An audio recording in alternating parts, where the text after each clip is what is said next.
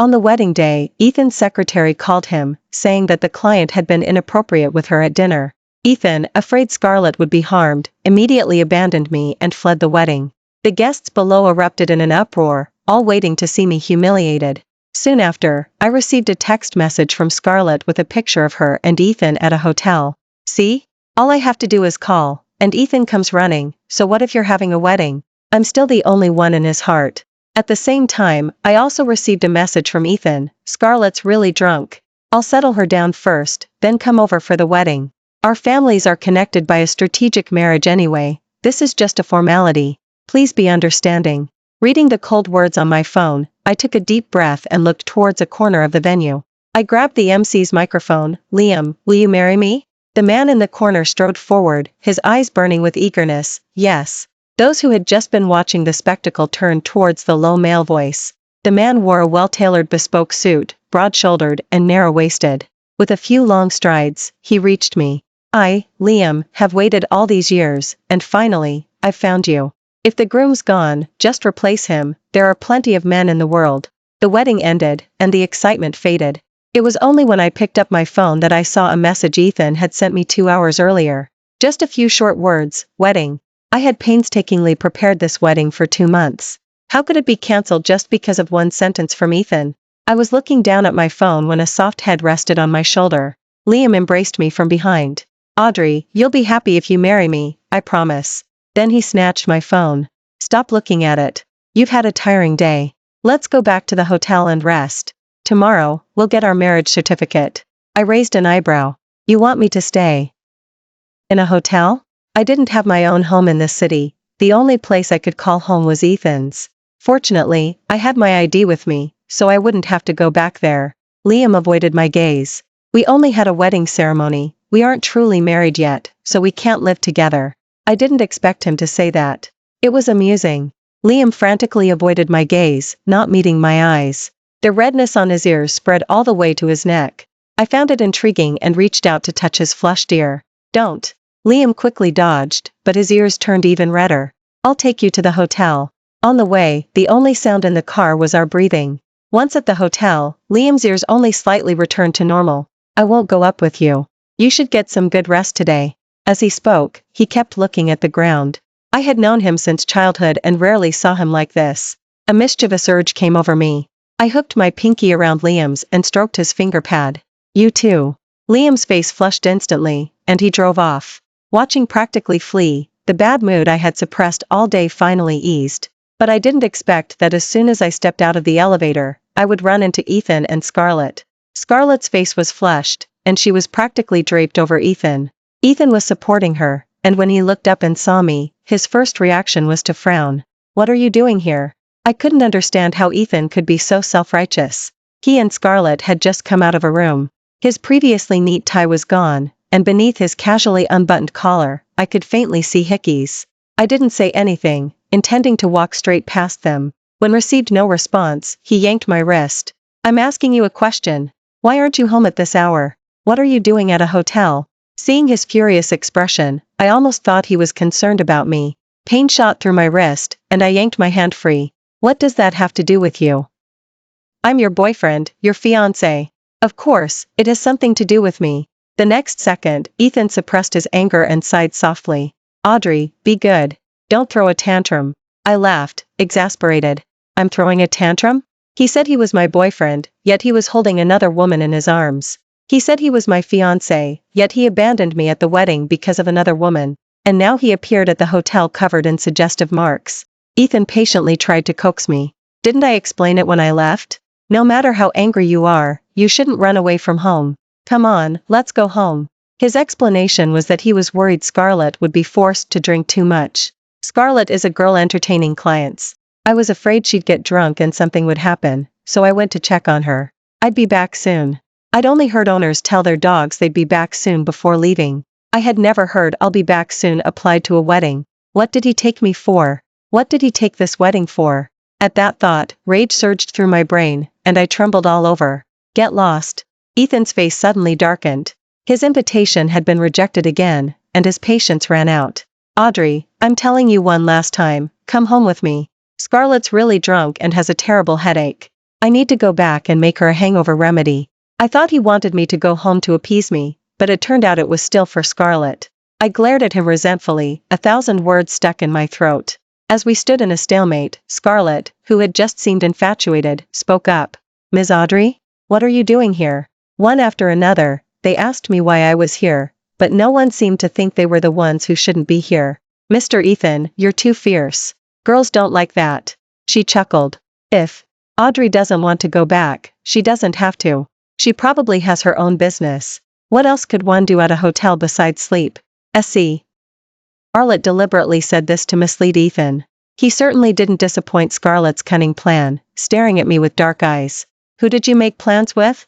I had just shaken my head when the room key was suddenly snatched from my hand. I reached out to grab it back, but Ethan, consumed by rage, forcefully pushed me away. Bang, my lower back hit the doorknob, a sharp pain shooting through me. I slowly crouched down, clutching my waist. Before I could recover, Victor grabbed me and shoved me into the room. He pushed open door after door. Where's your lover? Make him come out. The pain hadn't even receded, and I stumbled, pulled by him, my steps faltering. No, I didn't. He didn't believe me, but after searching the entire room and finding no one else, he pushed me onto the sofa. He braced his hands on either side of me, his eyes dark and menacing. Audrey, if I ever find out you cheated on me, you'll regret it. Tears welled up in my eyes from the pain, but my mouth was sharp. Fine. I'll be waiting.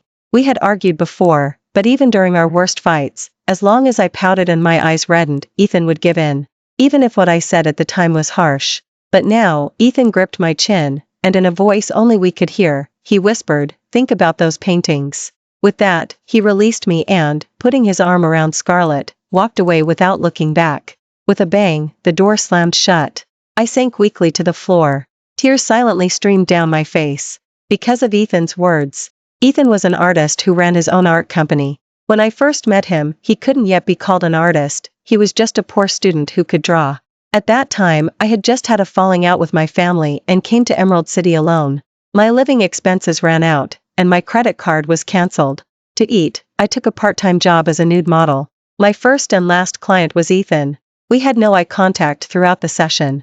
He painted, and I earned money. After the artwork was finished, as I was about to leave, I heard crashing sounds from the art. Curious, I asked, what's wrong? Was my pose incorrect? Ethan froze, then quickly explained that he was angry because the painting wasn't good. Indeed, there were issues from figure proportion to color composition. That day, feeling bored, I casually helped him revise the painting. A week later, he excitedly told me that his painting had been praised by his teacher and that he wanted to treat me to a meal. From then on, we stayed in close contact, and gradually, we became a couple. And I would still point out and correct issues for him when his paintings weren't up to par. Until he became the artist people spoke of. When two people are in love, everything is romantic and meaningful. We met because of nude modeling, and naturally, during our passionate times, we created many such artworks. But now, Ethan was using those proofs of our love to threaten me. Sleepless all night, when Liam arrived, he saw the deep dark circles under my eyes. He opened his mouth several times but ultimately said nothing. No one spoke on the way, but the atmosphere was completely different from yesterday. I was uneasy, and so was Liam. The car passed the city hall but didn't stop. Aren't we getting our marriage certificate? Liam pressed his lips together. First, we'll take wedding dress photos and choose the wedding dress.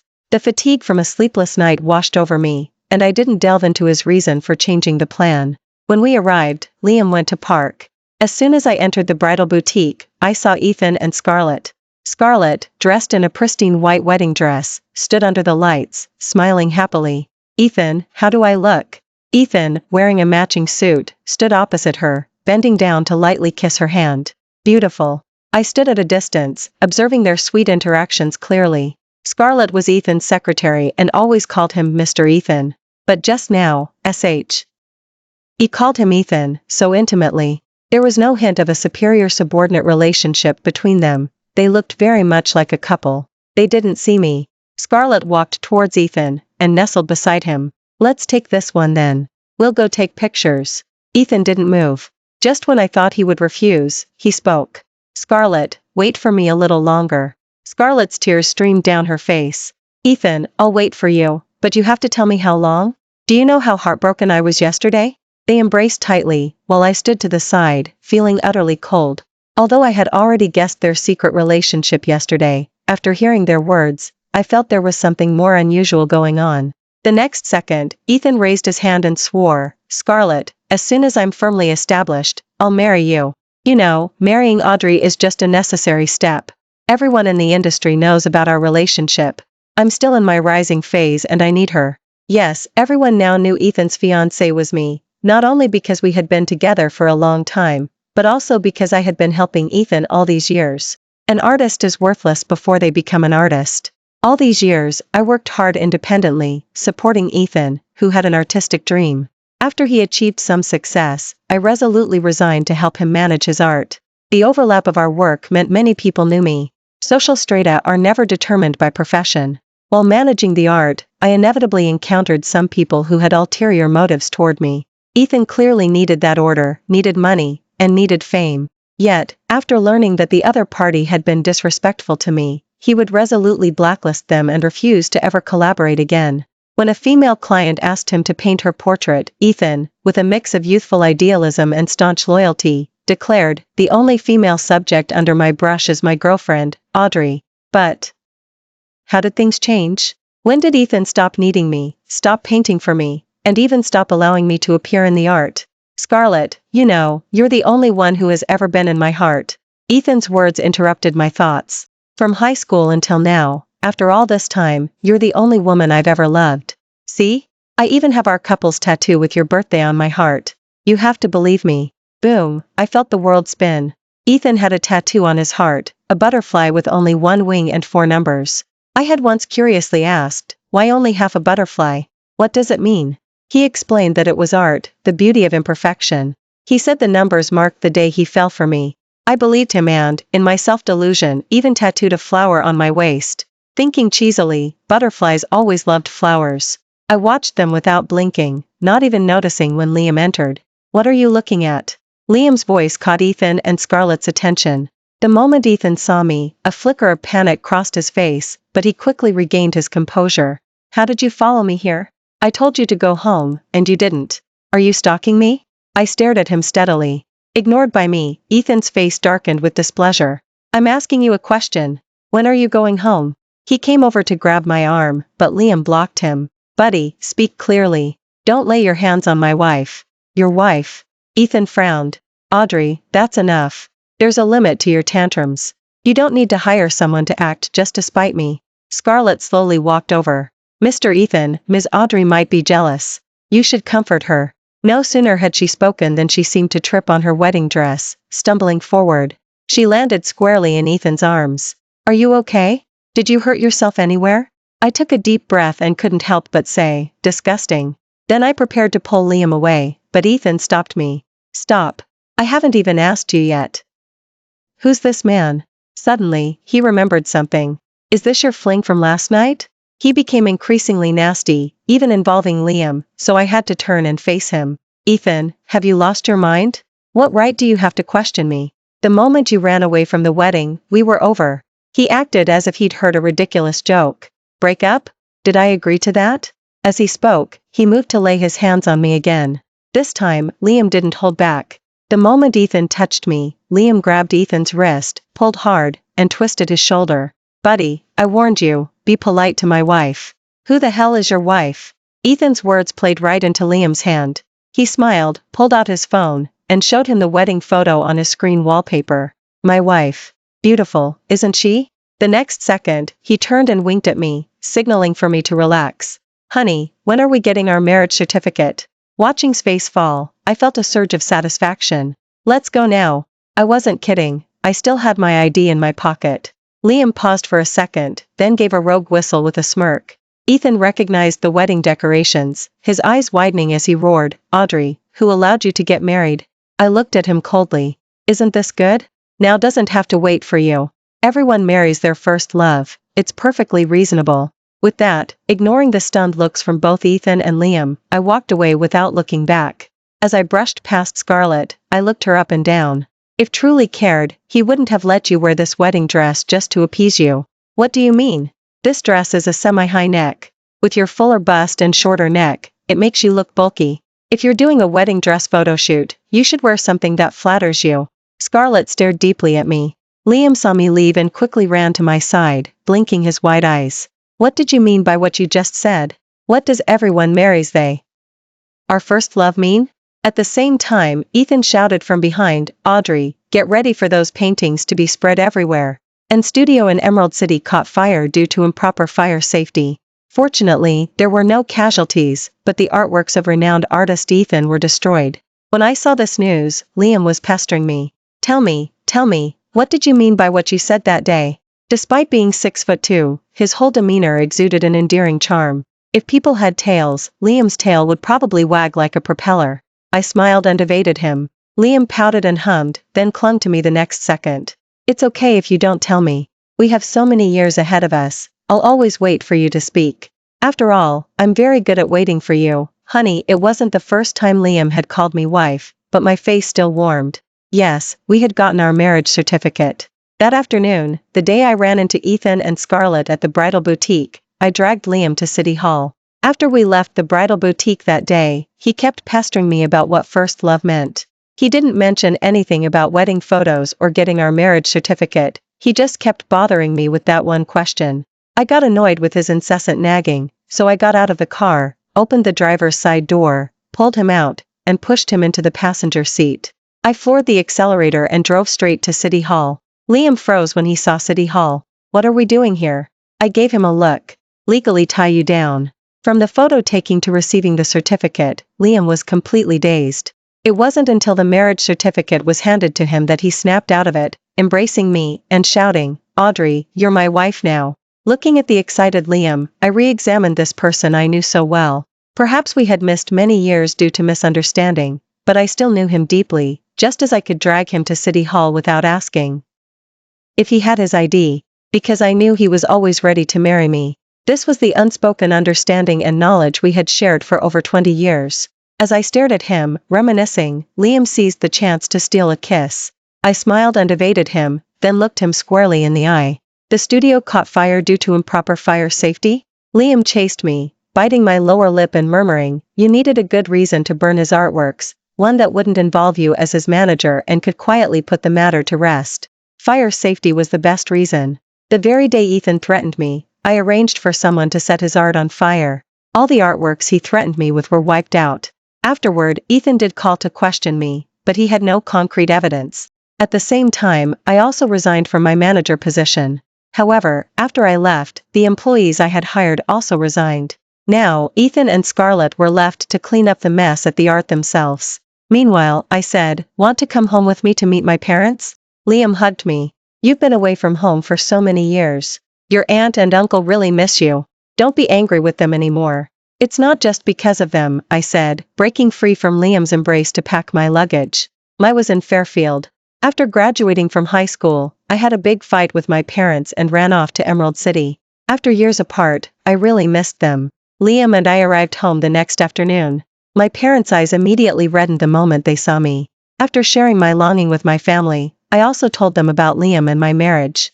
Liam and I were childhood sweethearts, and both our families knew each other well. My parents, upon hearing the news, held my hand and said, Liam is a good boy. He has waited for you all these years. Liam coughed awkwardly a couple of times and turned his face away. After spending these past few days together, I understood his feelings. But a doubt lingered in my mind. Didn't you say you only saw me as a sister? These words came from 19-year-old Liam. He was a year older than me. The year I was in my final year of high school, he was already a freshman in college. When he came home for winter break and met with friends, one of them asked if he liked me, and he said those words. It was also because of those words that I insisted on not attending the university my parents had chosen for me. Liam was there, the one who had crushed my first love in its infancy. At that moment, a party was being held for us at home. The crowd was noisy, and Liam didn't hear my question. He lowered his head. What did you just say? Looking at his fair, almost translucent earlobe, I playfully breathed a puff of air onto it. You. Liam's face turned beet red. He was about to say something when he was interrupted by a husky male voice from behind. Audrey, why are you here? Ethan strode forward, completely ignoring Scarlett who was jogging behind him. I called you. Why didn't you answer? How long are you going to keep this up? I didn't understand why he still thought I was keeping this up. I looked at him, amused.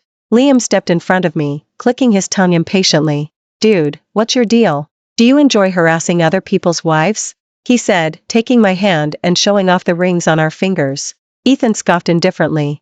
So what if you're really married? She's just throwing a tantrum with me. Perhaps even Ethan himself didn't realize how shifty his eyes were when he said that. Liam was speechless at his shamelessness. Then walked up to Ethan, taking his arm. Mr. Ethan, Ms. Audrey, and you really have a connection, to meet here. I had been away from home for a long time and now newly married. Liam's family and my family were co-hosting an evening banquet, inviting various celebrities and prominent figures. By all accounts, Ethan's status wouldn't qualify him for an invitation. Liam and I exchanged glances but said no thing.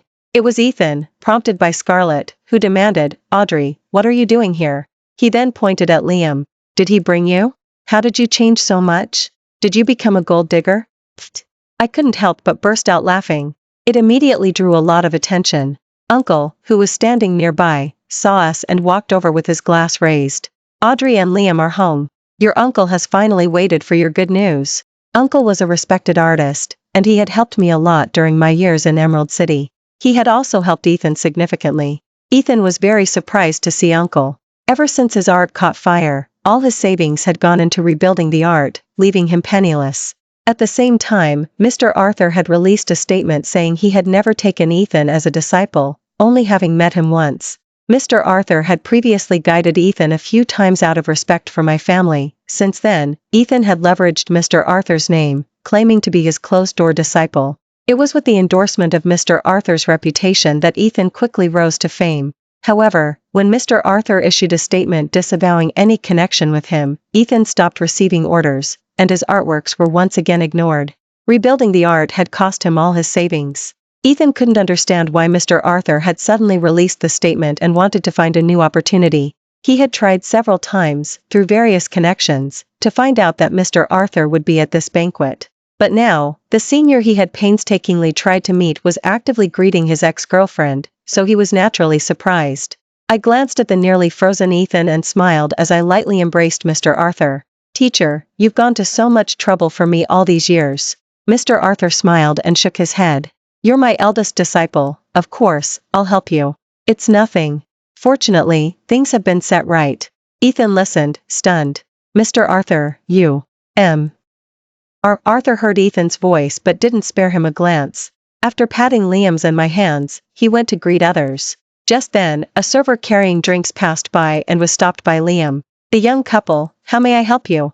Liam could barely contain his smirk, acting incredibly smug. Get her a drink with lower alcohol content. The server nodded and handed me a new glass of champagne. The servers were all employees of our family's businesses and recognized Liam and me. Watching, who was acting like a child, I rolled my eyes and gave him a light slap. Ethan stood frozen, looking at me in confusion. The young couple? Liam quickly replied, yes? Why are you calling me, the young master? I pinched him. He's really become more obnoxious over the years. How is this possible? Ethan shook his head in disbelief. You're lying to me, aren't you? Didn't you say your parents were just farmers? I glanced at the backyard, filled with vegetables my parents grew. How can they not be? Then all those orders from the company. I nodded. They're all people I know. Mr. Arthur? I laughed. Do you think those two combs of yours could catch my teacher's attention? Don't be ridiculous. You're just a hack, painter, with no talent and no work ethic. Ethan stood frozen in place.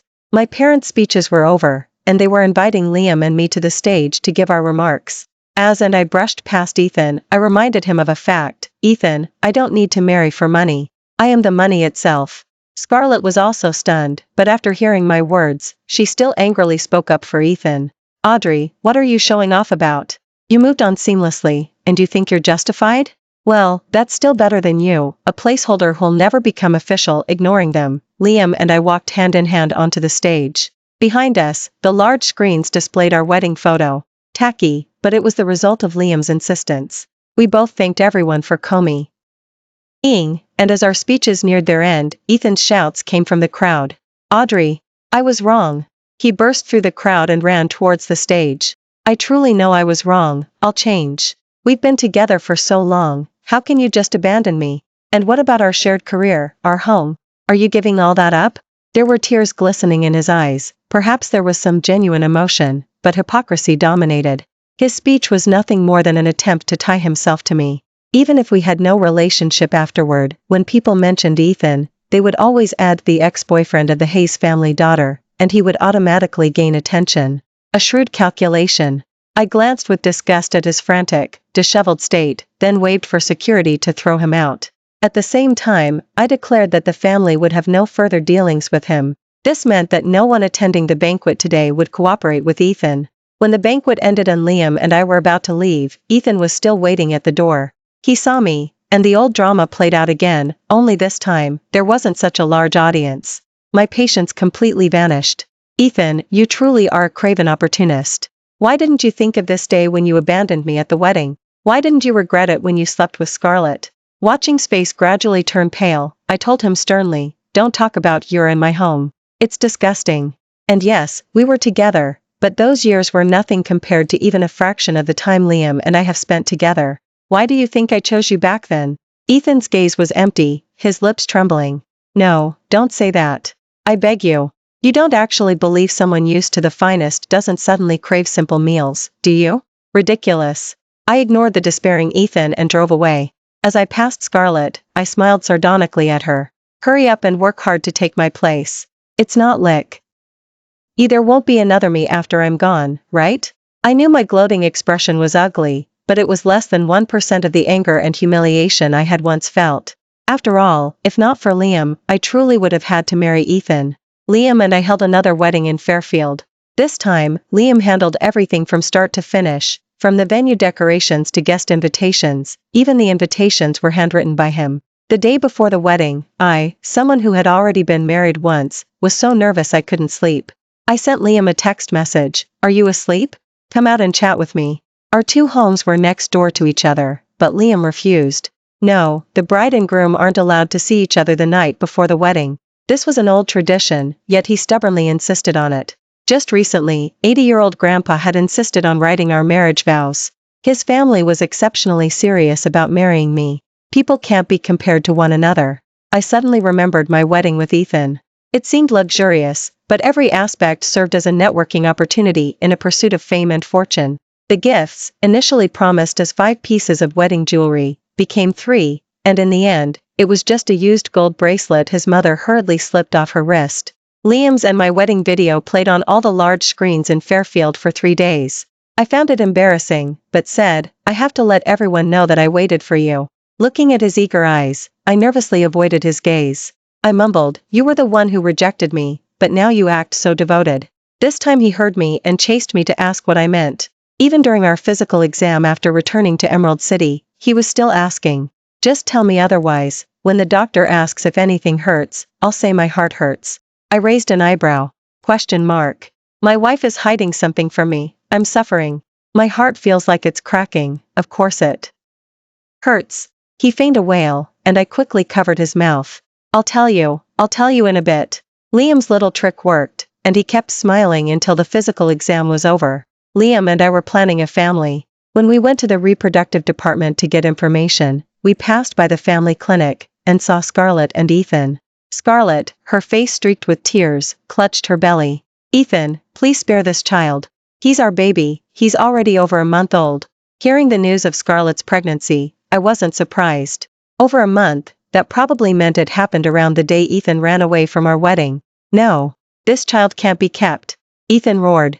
Audrey is already angry with me. If you're pregnant now, she'll never forgive me. You have to get an abortion. Scarlett cried despairingly. The doctor said I can't have another procedure. If I do, I might never be able to have children again. Ethan, I beg you. She tugged at Ethan's clothes, pleading. This is our 3rd child. Don't be so cruel, he's our baby. I originally wanted to pull Liam away quickly, not wanting their drama to taint my ears. But said this was their 3rd child, which meant, before this, they had already. A flood of emotions surged through me, anger at being cheated on for so many years, frustration at my poor judgment in men, disgust at Ethan's behavior, and resentment towards Scarlett's humble and weak nature. Perhaps there were other reasons, but ultimately, I couldn't hold back. I yanked Scarlett's hand away and locked eyes with Ethan. His first reaction upon seeing me was excitement. Audrey. I cut him off. Ethan, you are truly disgusting. How can you, as a man, be so irresponsible? There's no chance for us, not just because of you and Scarlett, but because, crucially, you are not worthy of me. Ignoring his rigid expression, I continued, even without Scarlett, I wouldn't have any regard for you. You kept a woman strung along for years without any commitment. And now that we've broken up, you still won't treat her right. She's pregnant with your third child, and all you can think about is yourself? Are you even human? The more I spoke, the more agitated I became. I couldn't fathom how anyone could be so utterly shameless. My loud voice drew many glances. Some recognized Ethan as an artist who was once incredibly popular, and they began whispering among themselves. Ethan was utterly humiliated by my words. His head hung low, and his fists clenched. Audrey, I love you. He was truly disgusting. I stopped wasting words and turned to the weak-willed Scarlett. Can't you have some backbone? If you're willing to be the other woman, then at least commit to it fully. Ethan treats you this way, and you don't have the courage to stand up to him? Won't you fight for yourself, for your child? Women often lose themselves in relationships, and I had found my way back. But as someone of the same gender, even when facing Scarlett, who had hurt me, I remembered that despite how hateful she was, there was also something pitiable about her. Scarlett was stunned by my scolding, remaining dazed until Liam and I left. Back at home, Liam, worried I'd make myself sick with anger, suggested a honeymoon. I nodded in agreement, determined that despicable pair wouldn't ruin my good mood.